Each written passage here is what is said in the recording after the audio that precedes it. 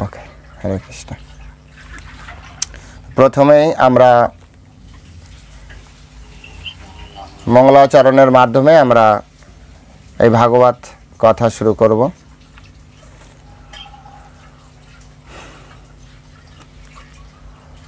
ওম অজ্ঞানতিমিরান্ধস্ব জ্ঞানাঞ্জনশলাকয়া চক্ষুরুন্মিলিतं येन তস্मै শ্রীগুরবে নমঃ। শ্রীচৈতন্যমনাভীষ্টাं স্থাপিतं येन ভূতলে স্বয়ং রূপ কদা মায়াং দদাতি সপদান্তিকং। বন্দে অহং শ্রীগুরু শ্রীযুতপদকমলং শ্রীগুরাन् বৈষ্ণবাংশ্চ শ্রীরূপং সগ্রজাতং সহগণ রঘুনাথান্বিतं तं সজীবং সাবদ্বৈतं সাবধূतं পরিজন সহিतं কৃষ্ণ চৈতন্যদেবং শ্রীরাধা কৃষ্ণ পাদান সহগণ ললিতা শ্রী বিশাখান্বিতাংশ্চ। নমো ওম বিষ্ণুপাদায় কৃষ্ণপ্রেষ্ঠায় ভূতলে শ্রীমতে ভক্তিবেদান্ত স্বামিনীতি নামিনে। নমস্তে সরস্বতী দেবী গৌরবাণী প্রচারিণে নির্বিশেষ শূন্যবাদী পাশ্চাত্য দেশতারিণী। বাঞ্ছাকল্পতরুর্ভশ্চ কৃপা সিন্ধুভ্যেব চ পতিতানাং পাবনেভ্যো বৈষ্ণবেভ্যো নমো নমঃ। পঞ্চতত্ত্বাত্মকং কৃষ্ণ ভক্তরূপ স্বরূপকং ভক্ত অবতারং ভক্ত্বাখ্যং নমামি ভক্তি শক্তিকং। নমো মহাবদান্নায় কৃষ্ণ প্রেম প্রদায়তে কৃষ্ণায় কৃষ্ণ চৈতন্য নামনে গৌরতিষে নমঃ। হে কৃষ্ণ করুণা সিন্ধু দীনবন্ধু জগৎপতে গোপীশ গোপিকাকান্ত রাধাকান্ত নমস্তুতে।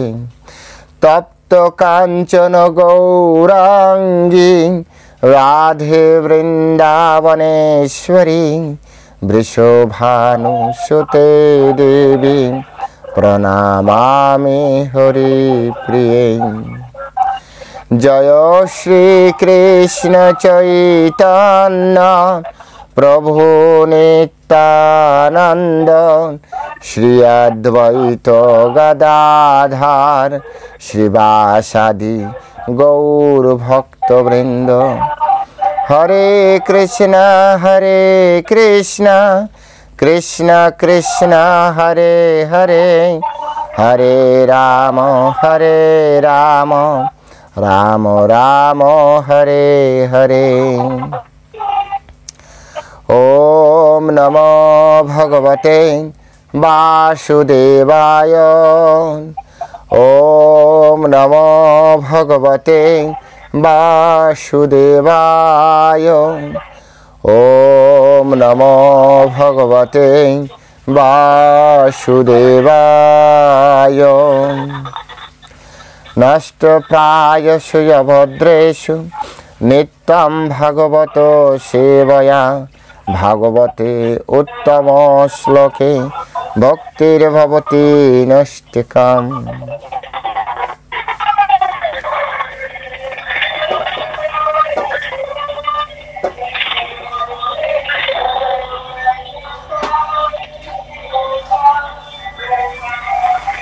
হরে কৃষ্ণ। সঞ্জিত প্রভু মাইক, থ্যাংক ইউ। তো এখন আমরা শ্রীমদ্ ভাগবতম থেকে প্রথম স্কন্ধ নবম অধ্যায় 22 নম্বর শ্লোক আমরা উচ্চারণ করব। পরপর কয়েকটি শ্লোক আমরা প্রথমে শ্রবণ করব, পরে ধারাবাহিকে যে আলোচনা, সেই আলোচনার মধ্যে আমরা প্রবেশ করব। তথাপি একান্ত ভক্তেষু পন্নভূপানুকম্পিতাম যৎ মে অনুস্বন্ত সাক্ষাৎ কৃষ্ণ দর্শন আগতম। তথাপি একান্ত ভক্তেষু পশ্য ভূপা অনুকম্পিতাম যৎ মে আসুন তজ্জৎ সাক্ষাৎ কৃষ্ণ দর্শন আগতম। ভক্ত অবেশ্যমনা যস্মিন বাচা যন্নাম কীর্তয়ান তজ্জ্বান কলেবরম যোগী মুচ্যতে কামকর্মভি। সদেব দেব ভগবান প্রতীক্ষ্যতাম কলেবরম যাবৎ ইদম হিনাম্যহম প্রসন্ন হি হাস অরুণলোচনয়োল্লাস মুখাম্বুজ ধনপত চতুর্ভুজম। হরে কৃষ্ণ। এখন আমরা এই শ্লোকগুলির বাংলা ভাষানুবাদ শ্রবণ করব এবং ধীরে ধীরে আমাদের গভীর আলোচনায় পরমেশ্বর ভগবান শ্রীকৃষ্ণের কৃপা এবং গুরু গৌরাঙ্গের আশীর্বাদ নিয়ে যতটা পারি আমরা গভীরে প্রবেশ করার চেষ্টা করব। 22 নম্বর শ্লোকে পিতামহ ভীষ্ম বলছেন, সকলের প্রতি সমদর্শী হওয়া সত্ত্বেও তিনি আমার জীবনের অন্তিম সময় কৃপা করে আমাকে দর্শন দিতে এসেছেন, কারণ আমি তার ঐকান্তিক সেবক। 23 নম্বর শ্লোকের অনুবাদে বলছেন, ভক্তি সমাহিত চিত্তে যে ভক্তেরা তার ভাবে আবিষ্ট হয়ে তার মহিমা কীর্তন করেন, তিনি তাদের জড়দেহ ত্যাগের সময় সকাম কর্মের বন্ধন থেকে মুক্ত করেন। 24 বলছেন, আমার প্রভু যিনি চতুর্ভুজ এবং যার বদন কমল নব উদিত সূর্যের মতো রক্তিম নেত্র ও প্রফুল্ল হাস্যের দ্বারা সুশোভিত, তিনি কৃপা করে আমার এই জড় দেহ পরিত্যাগের মুহূর্তে আমার জন্য প্রতীক্ষা করুন। হরে কৃষ্ণ। এই 3টি শ্লোকের মাধ্যমে আমরা অনেক কিছু জানতে পারি, বুঝতে পারি। এখানে পিতামহ ভীষ্ম এর আগের শ্লোকে বলেছিল যে সর্বাত্মন সমদৃশ্যম হি অদ্বয়স্য অনাঙ্কৃতে তৎকৃতাম মতবৈষম্যম নিরবদ্বস্ব ন কশ্চিৎ। অদ্বয় তত্ত্ব পরমেশ্বর ভগবান হওয়ার জন্য তিনি প্রত্যেকের হৃদয়ে বিরাজমান। তিনি সকলের প্রতি সমভাবে করুণাশীল, ভেদবুদ্ধিজনিত, অভিমান শূন্য এবং সকল প্রকার আসক্তিরহিত। তাই তিনি যা করেন তা সবই জড় বিকার শূন্য। তিনি সমভাবাপন্ন পুরুষ। আজকের আলোচ্য শ্লোকে পরমেশ্বর ভগবানকে উদ্দেশ্য করে এবং যুধিষ্ঠির মহারাজকে শুনিয়ে পিতামহ ভীষ্ম এই কথাগুলি বললেন। সকলের প্রতি সমদর্শী পরমেশ্বর ভগবান শ্রীকৃষ্ণ সকলের প্রতি সমদর্শী। ওনার কারো প্রতি বিদ্বেষ নেই। ন দেশস্তি না প্রিয় শ্রীমদ্ ভাগবত গীতায় পরমেশ্বর ভগবান বলেছেন, ন দেশস্থি ন প্রিয়, না কারো প্রতি আমার বিদ্বেষ ভাবাপন্ন স্বভাব আছে বা কাউকে আমি বিদ্বেষ করি, অথবা ন প্রিয়, ভগবানের প্রিয়ও কেউ নেই। এখন এই অর্থে প্রিয় কেউ নেই এটি মেনে যদি আমরা চিন্তা করি, তাহলে অর্জুন কি ছিল, অর্জুন কি প্রিয় ছিল না? এর আগে তো বলেছে প্রিয়ম, যদ মন্যস্য মাতুলম প্রিয়ম মিত্রম সুরিতম। তো এখানে তো প্রিয়ম বলা হচ্ছে, আবার কৃষ্ণ বলছে যে আমার প্রিয় কেউ নেই, না প্রিয়া। আসলে এটা হচ্ছে সমদর্শী বোঝাতে রূপক শব্দ, যে পরমেশ্বর ভগবান স্পেশালি তিনি এইভাবে কাউকে দেখেন না যার ফলে কোনো পার্সিয়ালিটি তৈরি হয়। তাহলে ভক্তদের তিনি স্পেশাল কি দেখেন না? অ্যাকচুয়ালি ভক্তরা পরমেশ্বর ভগবানকে স্পেশালি দেখেন, তাই পরমেশ্বর ভগবানও ভক্তদের স্পেশাল কেয়ার করেন। কিভাবে? ধরুন আমাদের ঘরে যদি একাধিক সন্তান থাকে, আমাদের একটি সন্তান তার ভিতরে সবথেকে পড়াশোনায় বেশি আগ্রহ রয়েছে, সে সবসময় পড়াশোনা নিয়ে আছে, পড়াশোনা করতে তার খুব বেশি মনোযোগ। তো তখন পিতামাতা অন্যান্য সন্তানের থেকে ওই সন্তানের প্রতি পড়াশোনার বিষয়ে বেশি আগ্রহ দেখাবে কিনা? কোনো সন্তান যদি এমন হয় খেতে ভালোবাসে, বেশি বেশি খেতে ভালোবাসে, তো সেক্ষেত্রে যে পড়াশোনা করছে তার হয়তো খাবারের ব্যাপারে উদাসীন, যে খেতে ভালোবাসে, দেখবেন এই দুটি সন্তানকে পিতামাতা দুইভাবে দেখেন। যে খেতে পছন্দ করেন তার জন্য ভালো ভালো খাবার নিয়ে আসেন, যে পড়াশোনা ভালো করতে চায় তার জন্য বেশি বেশি পড়াশোনার বিষয় তাকে উৎসাহ দেওয়ার জন্য যা যা দরকার। হয়তো একজন ব্যক্তি, একটা ছেলে আছে যে খুব ম্যাথমেটিক্স ভালো, আরেকটি ছেলে আছে ড্রয়িং ভালো। এখন পিতা মাতা কী করবে? যদি আপনি পিতা মাতা হতেন, আপনি কি করতেন? যে ম্যাথমেটিক্সে ভালো তাকে ড্রয়িংয়ের জিনিসপত্র, যে প্রয়োজনীয় জিনিসপত্র দিতেন, আর যে ম্যাথমেটিক্সে ড্রয়িংয়ে ভালো তাকে ম্যাথমেটিক্সের যদি জিনিসপত্র দিতেন, এটা কি ঠিক ব্যবহার হতো আপনার? তো যে বিষয়ে এক্সপার্ট, যে বিষয়ে আদর করে, পিতামাতা যেমন তার সন্তানের মনোবাসনা পূর্ণ করেন, ঠিক একইভাবে পরমপিতা পরমেশ্বর ভগবান তিনিও আমাদের নিজেদের মনোবাসনা অনুযায়ী যে আমরা পরমেশ্বর ভগবানের সাথে কি ধরনের সম্পর্ক তৈরি করে রেখেছি। ভগবদ গীতায় ভগবান বলেছেন যে যথা মাম প্রপদ্যন্তে তাম তথাইব ভজামি অহম। যে যেভাবে আমার উপাসনা করে, যে যেভাবে আমার প্রতি শরণাপন্ন হয়, আমি তাকে সেইভাবে পুরস্কৃত করি। এখানে বলা হচ্ছে সকলের প্রতি সমদর্শী। এই বিষয়টা আমাদেরকে ভালো করে বুঝতে হবে। বাইরে অনেক ব্যক্তি আছে যারা এই বিষয়টা অনেকটা ঘুলিয়ে ফেলেন।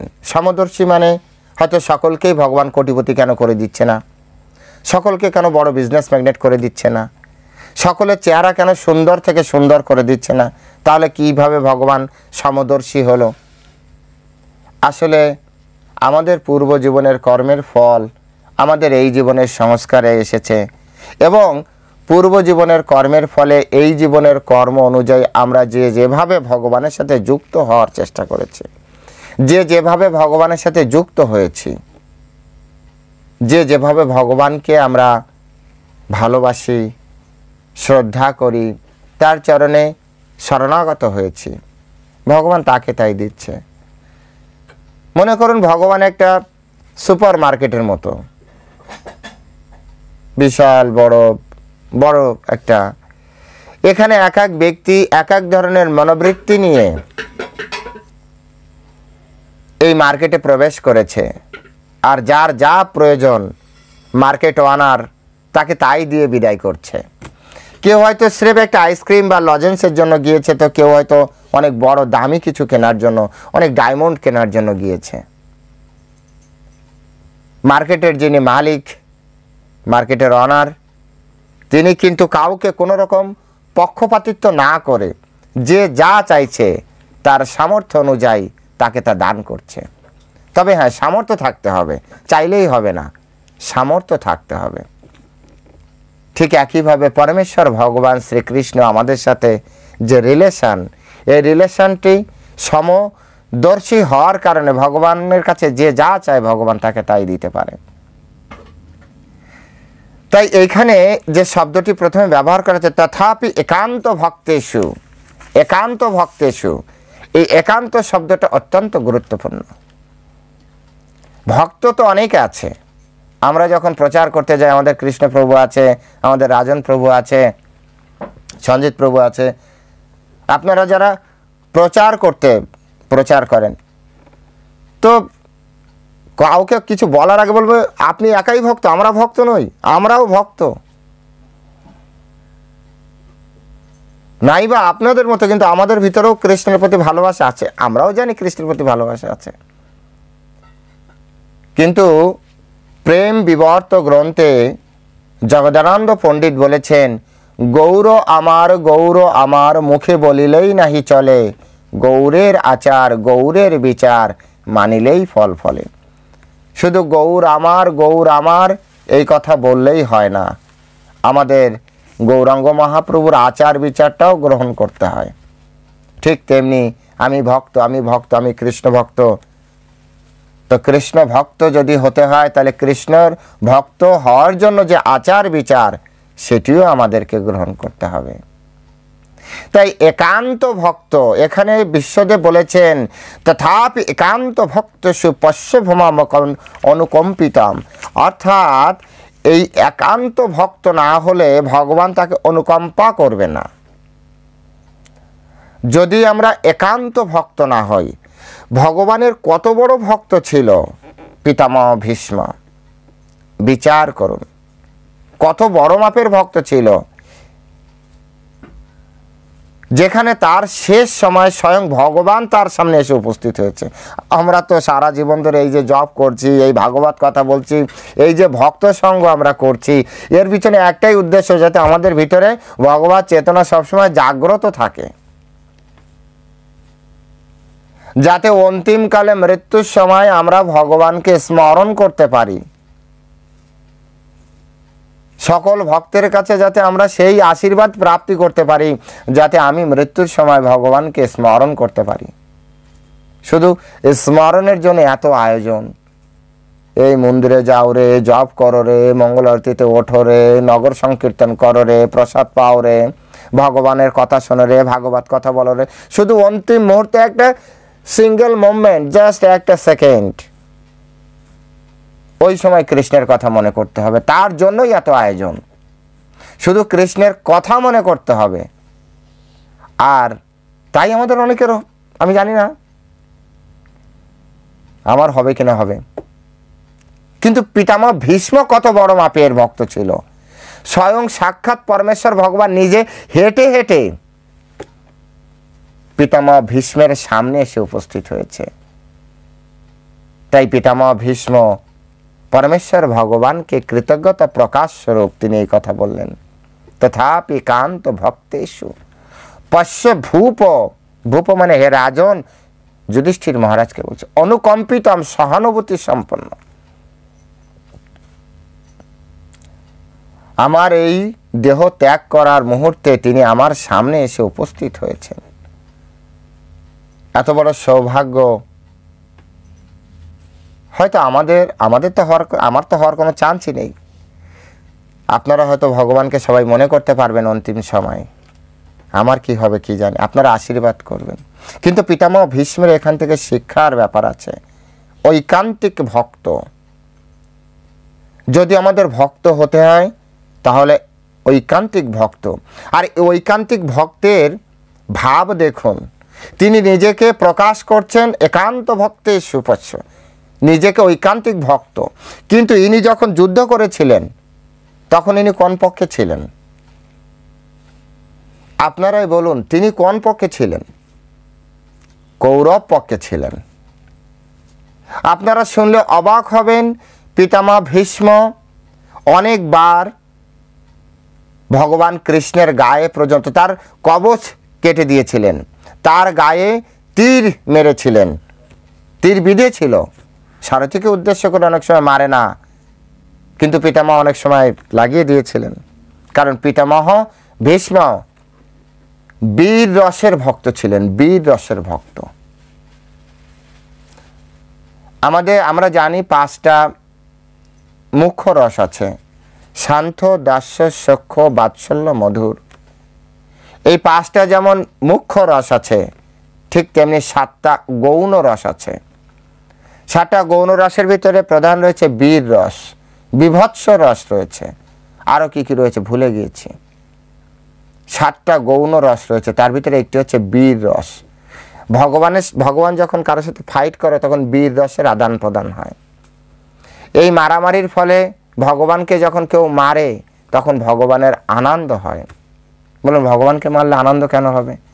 আপনারাও ছোটবেলায় আপনাদের সন্তানের কত মার খেয়েছেন, মনে আছে? আপনার কত শখের জিনিস ছিঁড়ে ফেলেছে, ভেঙে দিয়েছে। আমার মনে আছে ছোটবেলায় আমার মা বলে, আমার তো অতটা আমার মনে নেই আর কি, মা বলে, মেমোরিতে নেই, একবার পূজার সময় বাবা খুব পছন্দ করে একটা শাড়ি কিনে নিয়েছিল, সবারই হয়। তো কোনো কারণে আমার ওই সময় একটু রাগ হয়েছিল, রুমে একা ছিলাম, শাড়িটা সামনে ছিল, আর পরবর্তীতে শাড়িটা পুরোটাই ছিঁড়ে দিয়েছিল। এবং ছিঁড়েছিলাম কীভাবে জানেন? আর করে না, লম্বা করে ছিঁড়েছিলাম, লম্বা করে মাঝখান থেকে ছিঁড়েছিলাম।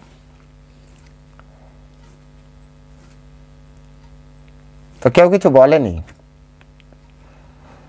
বাবা এসে শুনে আরেকটা নাকি কিনে দিয়েছিল,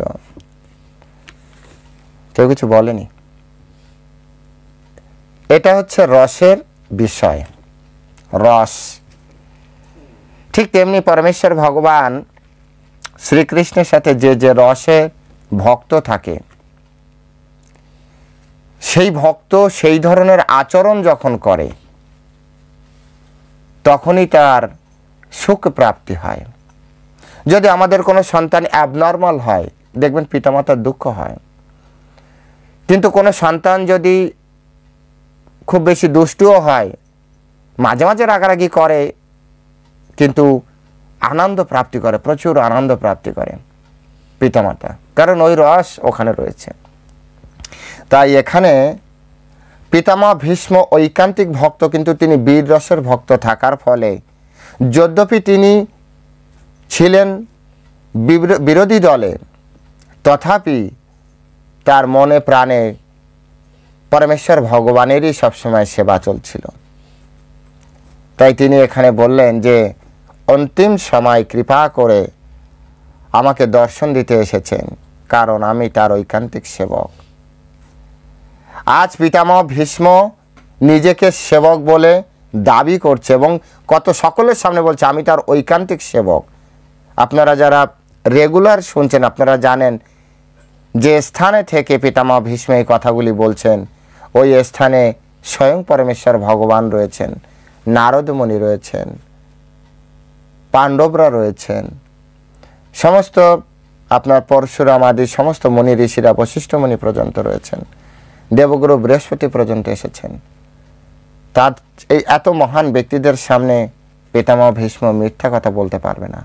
আর অন্তিম সময় না কেউ কখনো মিথ্যা বলে না, শেষ সময় কেউ কখনো মিথ্যা বলে না।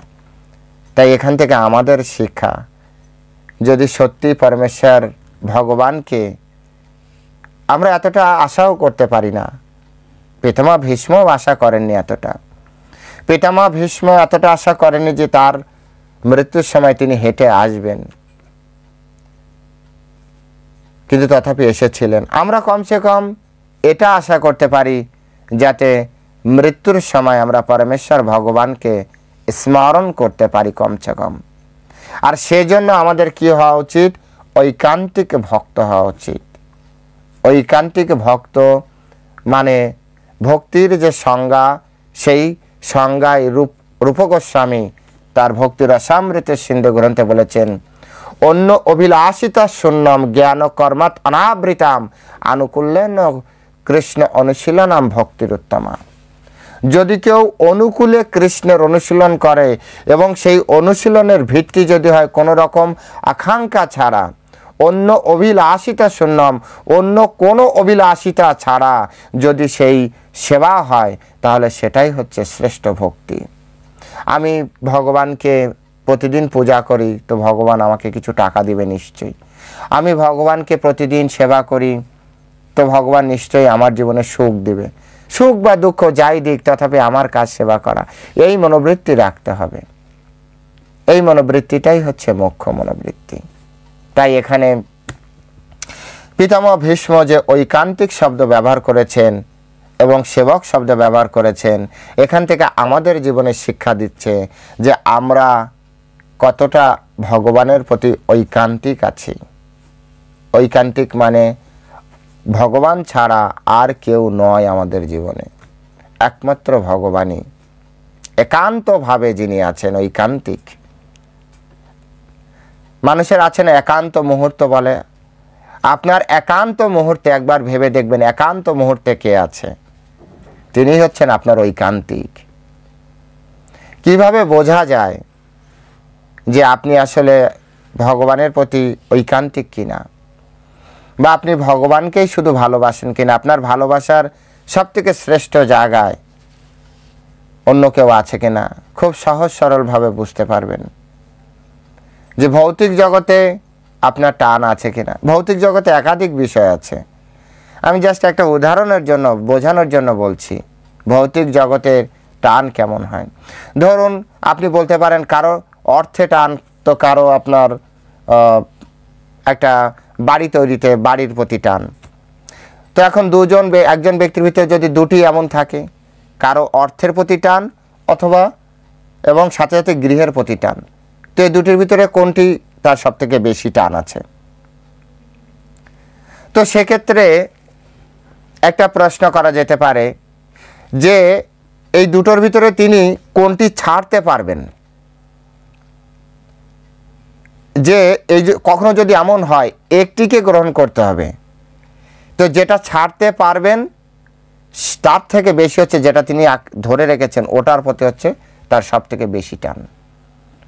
তাই ঐকান্তিক ভক্ত মানে একান্তে আপনি কার কথা মনে করেন, সেই হচ্ছে আপনার ঐকান্তিক ব্যক্তি।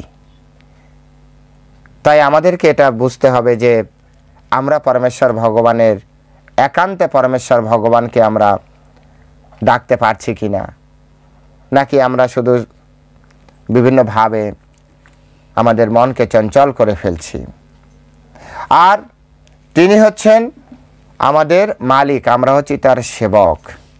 পরমেশ্বর ভগবান শ্রীকৃষ্ণ তিনি হচ্ছেন আমাদের মালিক।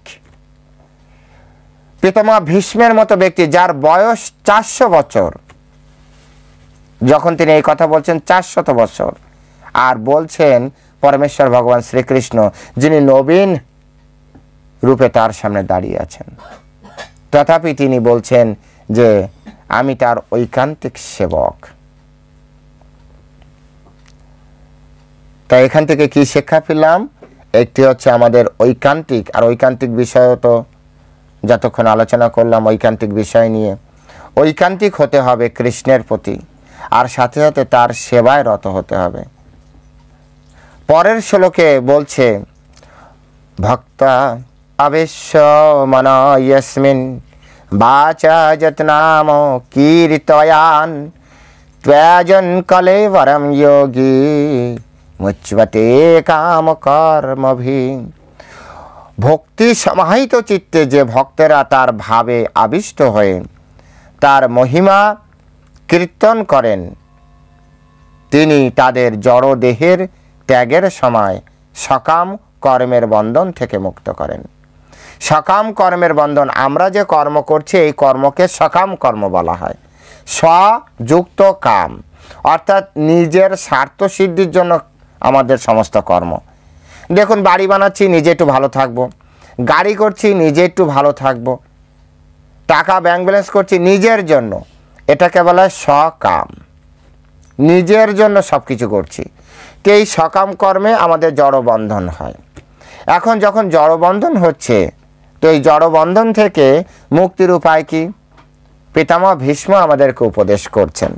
তিনি বলছেন যে ভক্তি সমাহিত চিত্তে যে ভক্তরা তার ভাবে আবিষ্ট হয়ে তার মহিমা কীর্তন করেন।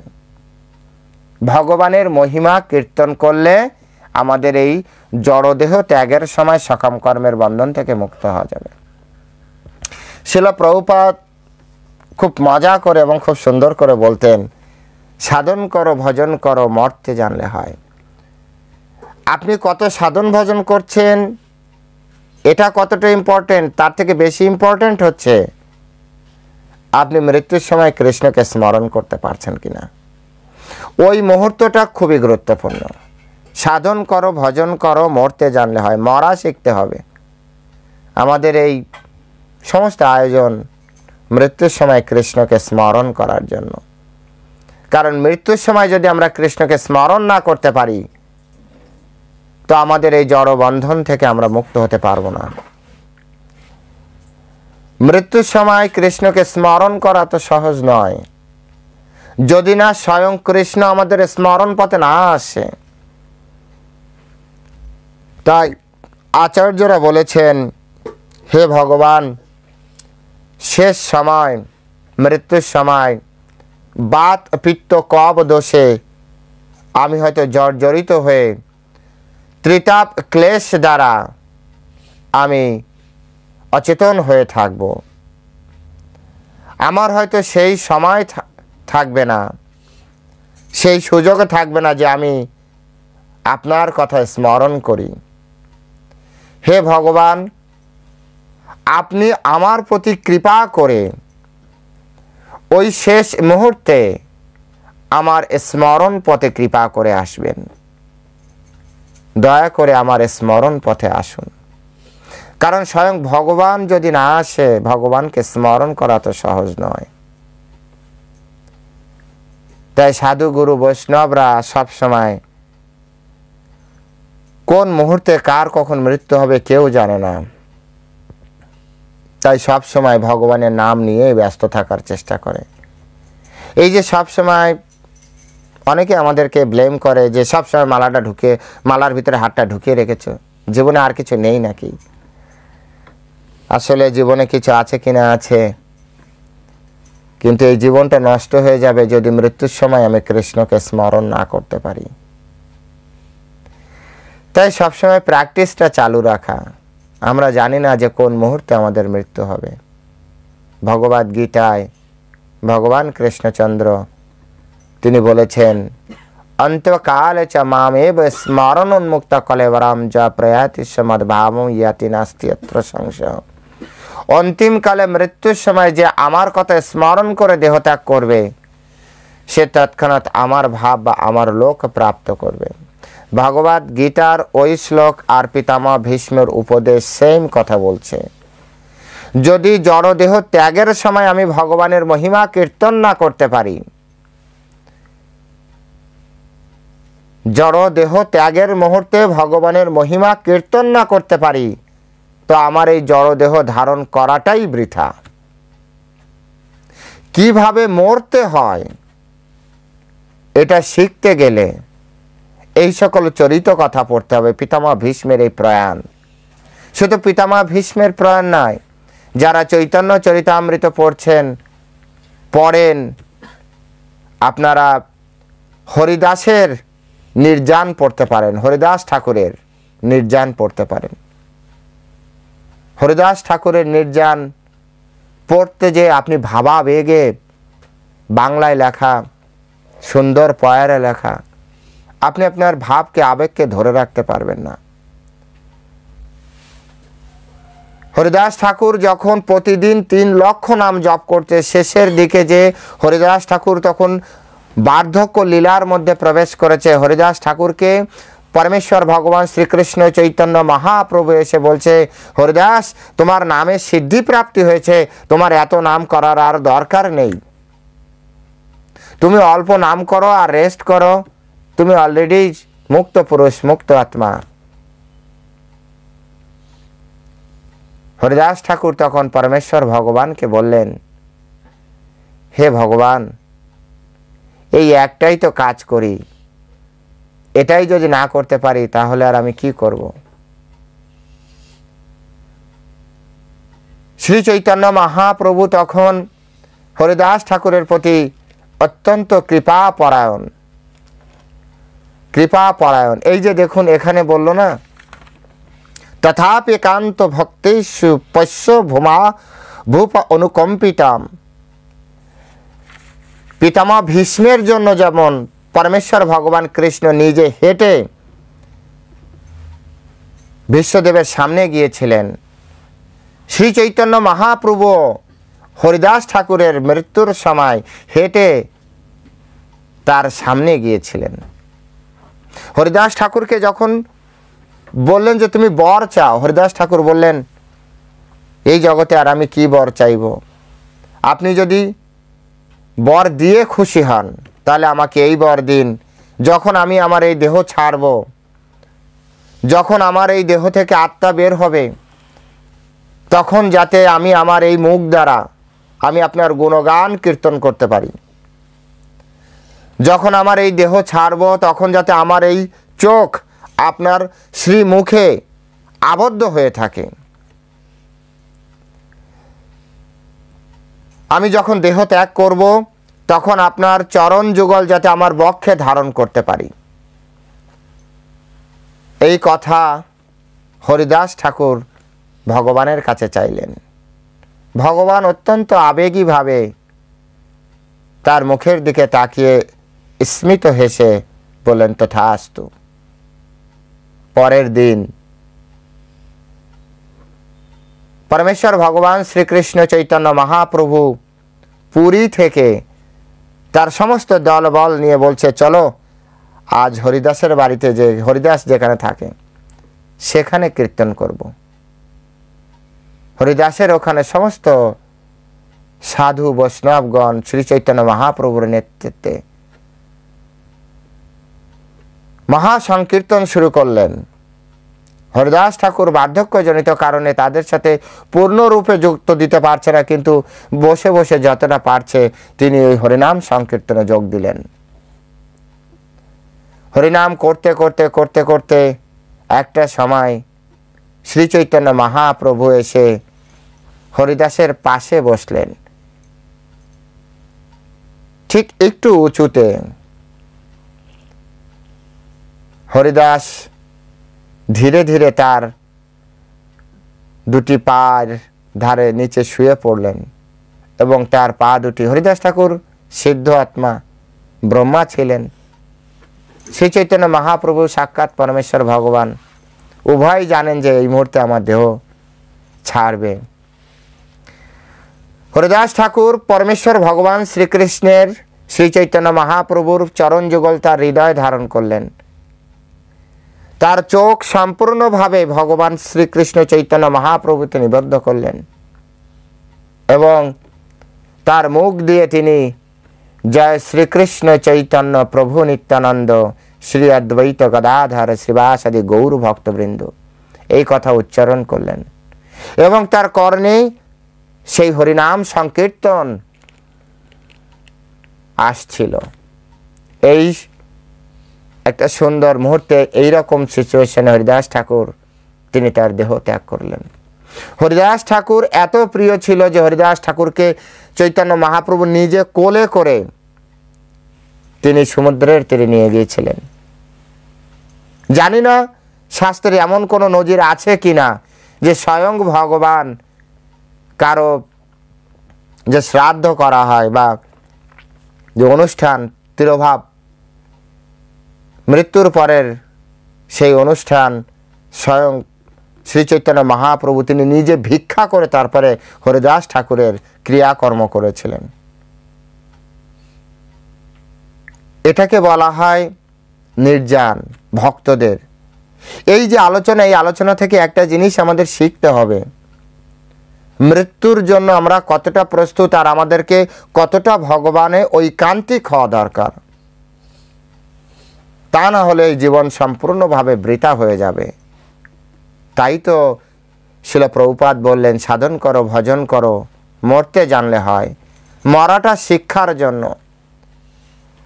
পিতামহ ভীষ্ম এখানে বলছেন এই জড়জগতে বিভিন্ন রকমের কর্ম দ্বারা সবসময় সকাম কর্ম দ্বারা আমরা বদ্ধ হয়ে থাকি। আমরা আমাদের পরিবার নিয়ে, আমাদের আত্মীয় স্বজন নিয়ে, আমাদের বন্ধুবান্ধব নিয়ে, এই জগৎ সংসার নিয়ে, সমাজ নিয়ে, রাষ্ট্র নিয়ে, আমাদের নিজেদের অতীত, বর্তমান, ভবিষ্যৎ, এই সব কিছু নিয়ে সবসময় ব্যস্ত থাকি। কিন্তু এই সব কিছু আমাদের জড় জগতের, আমাদের কর্মের বন্ধন প্রাপ্তি করে। আর এই কর্মের বন্ধন থেকে মুক্ত হওয়ার জন্য আমাদের চাই পরমেশ্বর ভগবান শ্রীকৃষ্ণের গুণগান কীর্তন করা অথবা শ্রবণ করা। তাই যার যতটুকু সময় আছে পরমেশ্বর ভগবান শ্রীকৃষ্ণের গুণগান কীর্তন করা উচিত, অথবা পরমেশ্বর ভগবান শ্রীকৃষ্ণের গুণগান শ্রবণ করা উচিত। আর এর ফলে কি হবে? এর ফলে আমরা এই জড়জগতের যে সকাম কর্মের বন্ধন, সেই সকাম কর্মের বন্ধন থেকে মুক্ত হতে পারব। যদি কারো বন্ধন থেকে মুক্ত হওয়ার ইচ্ছা হয়, এখানে শুধু পিতামহ ভীষ্ম তিনি বলছেন না, ভগবদ গীতায় ভগবান বলেছেন, যজ্ঞার্থাৎ কর্ম নন্যত্র লোকয়ম কর্মবন্ধন। যজ্ঞের নিমিত্তেই শুধু কর্ম করা উচিত, অন্য কোনো কাজ করলে আমাদের রেহাই নেই, আমরা কর্মবন্ধনে আবদ্ধ হব।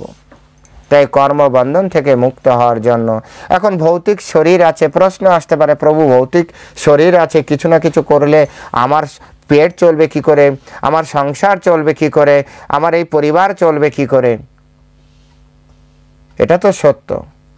জগদানন্দ পণ্ডিত বলেছেন, যদি যাবে বঙ্গে পেট যাবে সঙ্গে। সংসার তো আছে, ভৌতিক জগতে কিছু কর্ম আছে, কিন্তু আমরা এর প্রতি আসক্ত না হই। আমাদেরকে সবসময় মাথায় রাখতে হবে, ভৌতিক জগতের প্রতি এতটা আসক্ত না হই যে আমাদের মূল যে কর্ম, সেই কর্ম আমরা ভুলে যাই। উদাহরণের মাধ্যমে সহজভাবে আমরা বুঝতে পারবো। আপনি আপনার সন্তানকে স্কুলে পাঠিয়েছেন পড়াশোনার নিমিত্তে, তার জীবনের প্রথম উদ্দেশ্য পড়াশোনা করা, কিন্তু ওই স্কুলে খেলার মাঠও আছে, খেলাধুলাও করবে, কিন্তু এটা না হয় যে খেলাধুলা করতে যে সে তার যে মূল উদ্দেশ্য পড়াশোনা, সেই পড়াশোনাটা বন্ধ করে দেয়।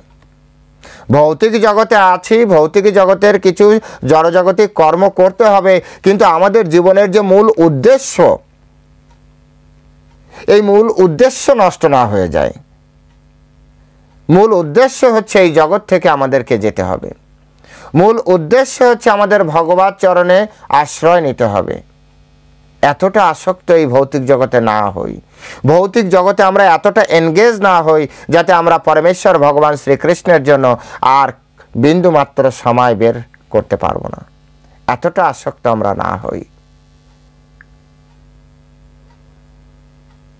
তাই আমাদেরকে উভয় দিকে ব্যালেন্স করে তারপরে পরমেশ্বর ভগবানের সাথে সম্পর্ক এবং এই ভৌতিক জগতের সাথে সম্পর্ক।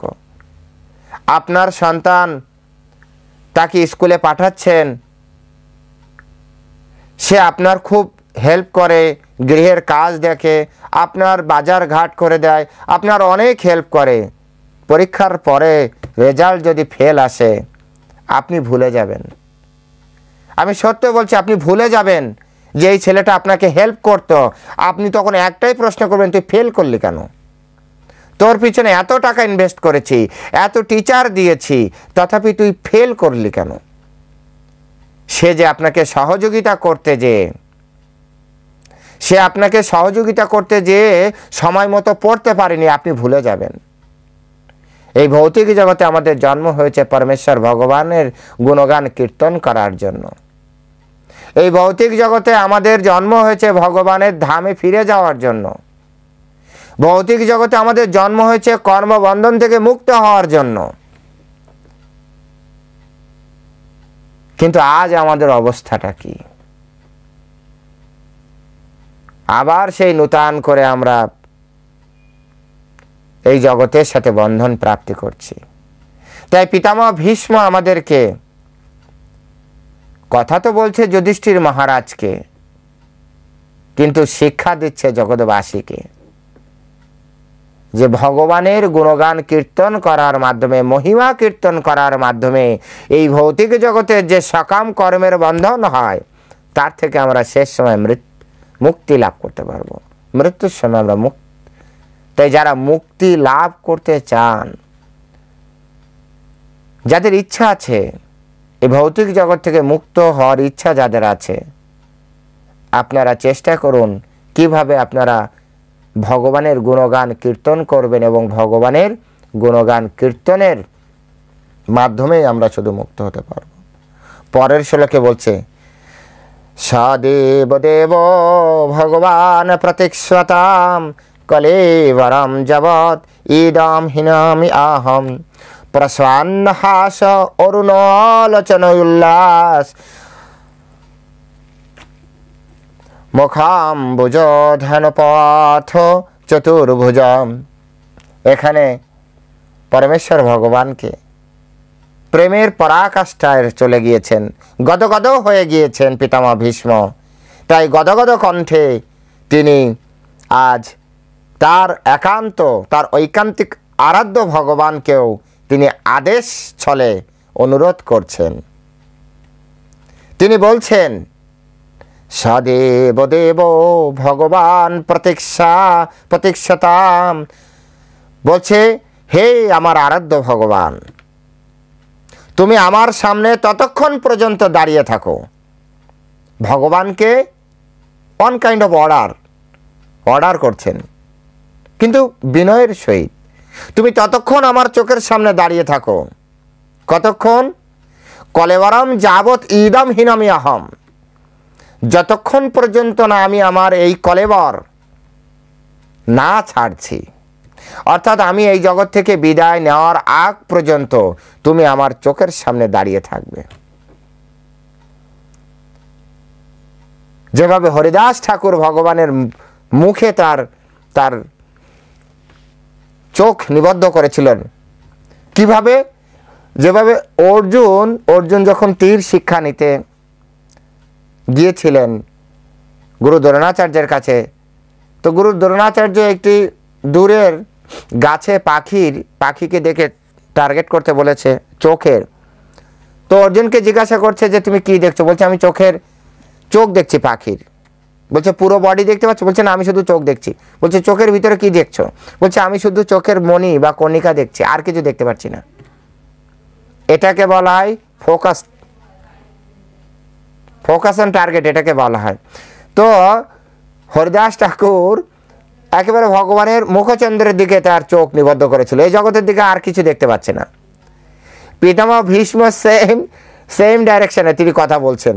তিনি বলছেন যে তুমি প্রতিজ্ঞা করো, তুমি যাবে না, একদম যাবে না এখান থেকে। আপনি বলতে পারবো, ভগবান তুমি আমার হৃদয়ে এসেছো, একবারও বেরোবে না। পিতামহ ভীষ্ম কতটা ভালোবাসে, প্রেমের পরাকাষ্ঠা। অনেক সময় হয় না প্রেমিক প্রেমিকাদের ভিতরে একটু মানে কি বলা যায় যে খুনসুটি টাইপের,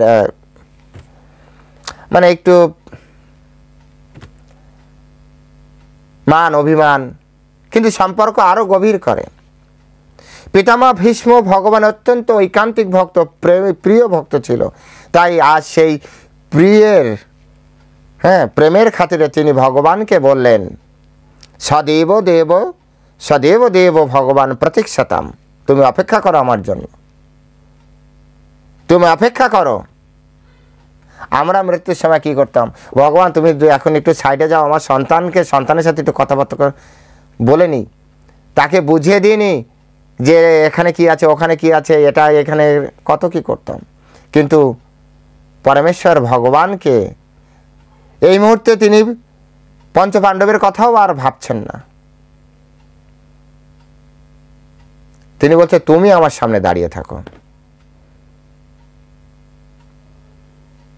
এবং কিভাবে দাঁড়িয়ে থাকতে হবে, কিভাবে আপনি ভগবানের মুখ দেখতে চান, কোন রূপে আপনি ভগবানকে দেখতে চান, এই শিক্ষাও এখানে এই শ্লোক থেকে দিচ্ছেন। আমাদেরকে ভগবানকে বলতে হবে যে ভগবান, মৃত্যুর সময় আমার দ্বারা সম্ভব নয় যে আমি তোমাকে স্মরণ করি, কিন্তু তুমি কৃপা করে আমার সামনে থাকো, তুমি থাকো আমার সামনে, তুমি স্মরণ পথে থাকো। এবং কিভাবে থাকবে? প্রসন্ন হাস অরুণ লোচন উল্লাস।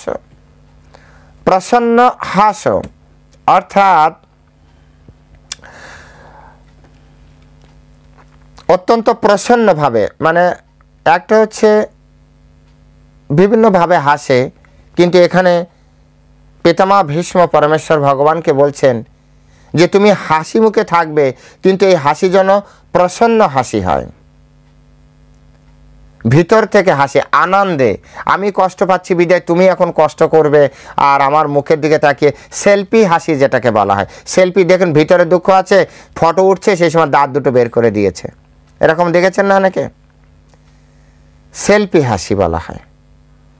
ভিতরে কষ্ট, তো এখন ছবি তুলতে হবে, হাসতে হবে, দাঁত বের করে দিয়েছে। কিন্তু এই ধরনের হাসি পিতামহ ভীষ্ম দেখতে চান না। তিনি বলছেন প্রসন্ন হাস, আমি চলে যাচ্ছি, তোমার প্রসন্ন মুখ দেখে যেতে চাই, তোমার আনন্দ ঘন মুখ দেখে যেতে চাই।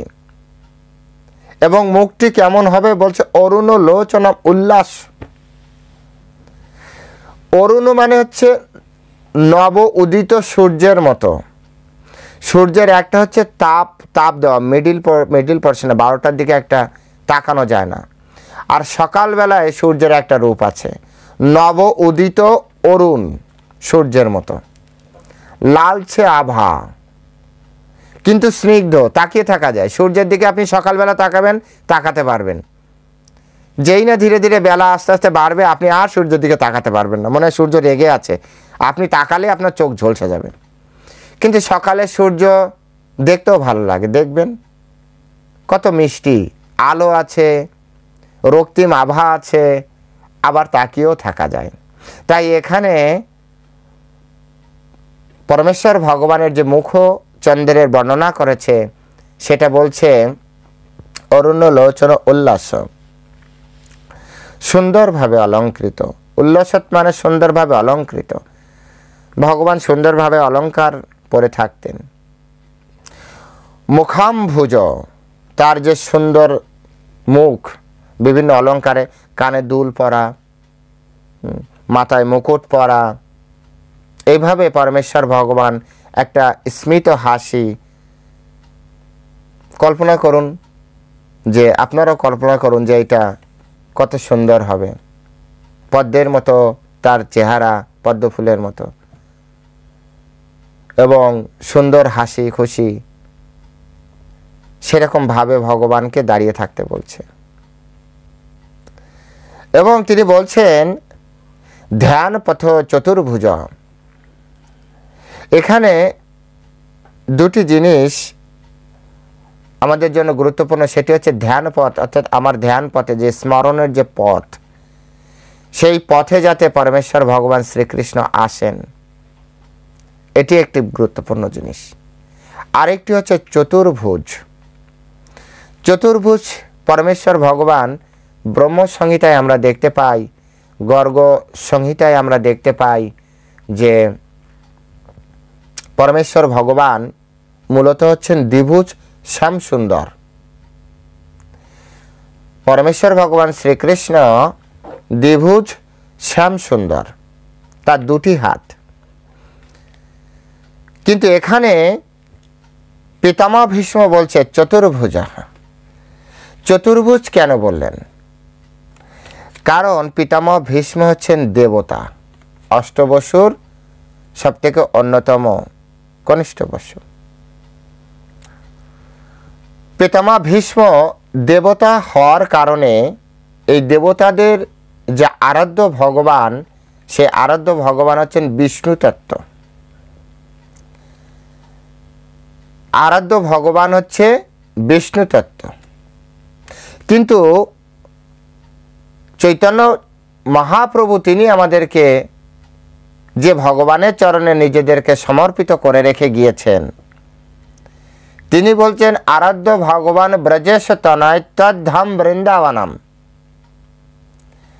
আমাদের যে আরাধ্য ভগবান তিনি হচ্ছেন দ্বিভুজ শ্যাম সুন্দর মুরলীধর।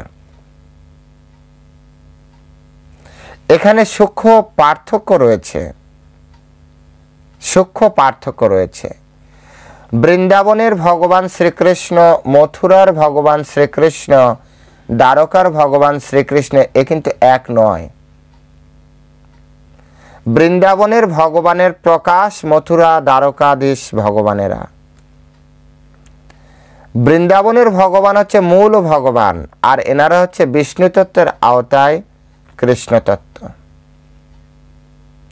এই কথা বোঝার জন্য ব্রহ্মসংহিতা, গর্গ সংহিতা এগুলো পাঠ করতে হবে।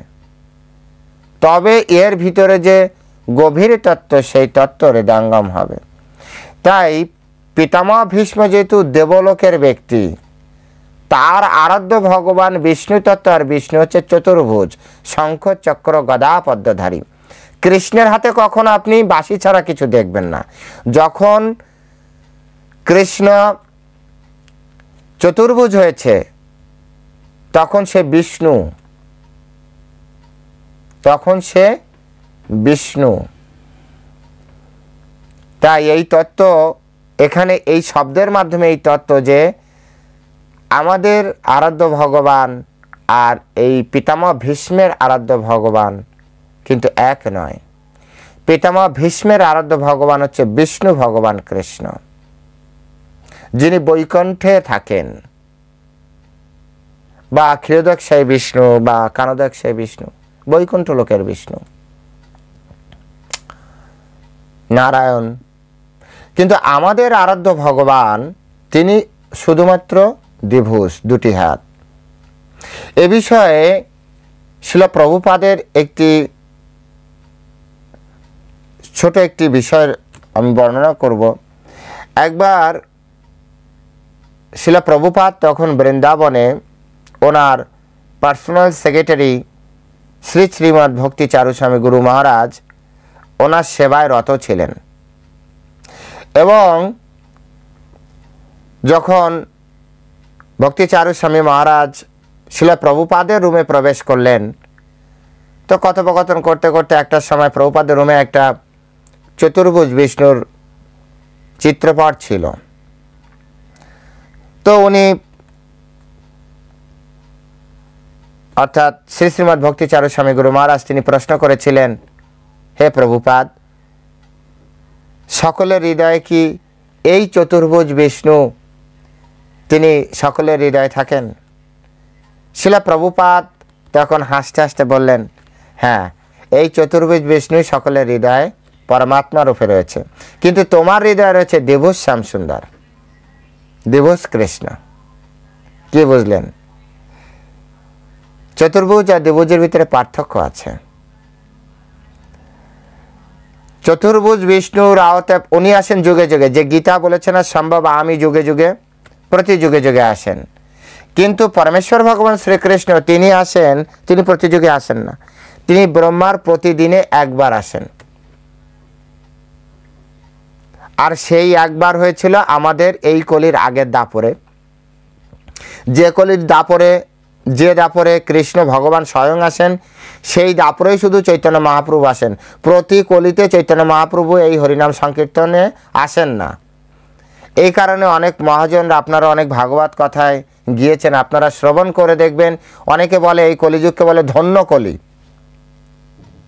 ধন্য কলি বলার উদ্দেশ্য হচ্ছে আমরা এমন একটি কলিতে আছি যে কলিতে স্বয়ং পরমেশ্বর ভগবান শ্রীকৃষ্ণ শ্রী চৈতন্য মহাপ্রভু রূপে এসে এই সনাতন ধর্মের, এই যে হরিনাম সংকীর্তনের প্রেম ধর্মের প্রচার করেছেন। এর পরের যে কলি, অর্থাৎ এরপর এই কলি তো শেষ হবে, শেষ হওয়ার পরে আবার চতুর্যুগ শুরু হবে, সত্য ত্রেতা দাপর কলি শুরু হবে না? তো পরের যে কলি, এর পরে যে কলি, সেই কলিতে কিন্তু চৈতন্য মহাপ্রভু আসবে না, আবার কৃষ্ণ ভগবান আসবে না, বৃন্দাবন লীলাও আর হবে না পরের চতুর্যুগে। এই বৃন্দাবন লীলা হবে না, অন্য কোনো লীলা হবে, ভগবান আসবে, অন্য কোনো লীলা হবে, কিন্তু ব্রজলীলা আর হবে না। কারণ ব্রজলীলা ভগবান ব্রহ্মার একদিনে একবার হবে। সপ্তম মন্বন্তরের অষ্টবিংশ চতুর্যুগের দাপরের শেষে পরমেশ্বর ভগবান শ্রীকৃষ্ণ তিনি এই ব্রজলীলা করেন। তাই সব দাপরে ভগবান কৃষ্ণকেও পাবো না, আর সব কলির প্রারম্ভে চৈতন্য মহাপ্রভু আসবে না। তাই আমরা অতটা পচা নই যতটা আমরা ভাবছি। আমরা যদি চেষ্টা করি তাহলে চৈতন্য মহাপ্রভু আমাদেরকে অবশ্যই অবশ্যই অবশ্যই কৃপা করবেন। কারণ তিনি স্বয়ং এই কলিযুগের প্রারম্ভে এসে তিনি আমাদেরকে এই শিক্ষা প্রদান করেছেন একমাত্র হরিনামের মাধ্যমে। শুধু হরিনাম, এটা ওনার পাওয়ার, ওনার নিজের পাওয়ারেই হরিনামকে আমাদেরকে দিয়ে গিয়েছেন। হরে কৃষ্ণ মহামন্ত্র কীর্তন করুন আর ভগবত ধাম ফিরে চলুন। অন্যান্য চতুর্যুগে এত সহজ নয়, ভগবানকে প্রাপ্তি করা এত সহজ নয়। আপনারা নিশ্চয়ই জানেন ভগবানকে প্রাপ্তি করেছিল প্রহ্লাদ মহারাজ, ধ্রুব মহারাজ, কত কঠিন তপস্যা করেছিল। কিন্তু এই কলিযুগের জন্য এটি সব থেকে সহজ সুলভ নাম। হরে কৃষ্ণা কৃষ্ণ কৃষ্ণ হরে হরে, হরে রাম রাম রাম হরে হরে। এই হরিনাম সংকীর্তন করবেন শুধু, এই মন্ত্র জপ করবেন শুধু, আর ভগবত ধাম চলে যাবে।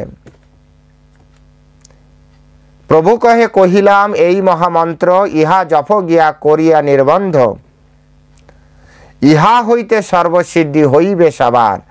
অর্থাৎ আমাদের যার যা কিছু দরকার, সেটা ভগবত ধাম বলেন, আমাদের এই জড় কলুষ থেকে মুক্ত হওয়া বলেন, এই সব কিছু থেকে আমরা মুক্ত হতে পারবো। সব কিছু প্রাপ্তি হবে শুধুমাত্র পরমেশ্বর ভগবান শ্রীকৃষ্ণের এই হরিনাম সংকীর্তনের মাধ্যমে, এই হরিনাম জপের মাধ্যমে। তাই আপনারা যতটা পারেন এখান থেকে শিক্ষা গ্রহণ করুন। আজ এই শিক্ষার মাধ্যমে এখানে ভাগবত কথার ইতি টানছি, বিশ্রাম রাখছি। পরবর্তী সময়ে আবার কথা হবে। সকলে ভালো থাকবেন। ওম নমো ভগবতে বাসুদেবায়, ওম নমো ভগবতে বাসুদেবায়, ওম নমো ভগবতে বাসুদেবায়। বাঞ্ছা কল্পতরুর্ভস্য কৃপা সিন্ধুভ্যেব চ পতিতানাং পাবনেভ্যো বৈষ্ণবেভ্যো নমো নমঃ। জয় অনন্ত কোটি বৈষ্ণববৃন্দ কি জয়, শিলা প্রভুপাদ কি জয়। নিতাই গৌর সীতানাথ প্রীতি প্রেমানন্দে, হরি बोल।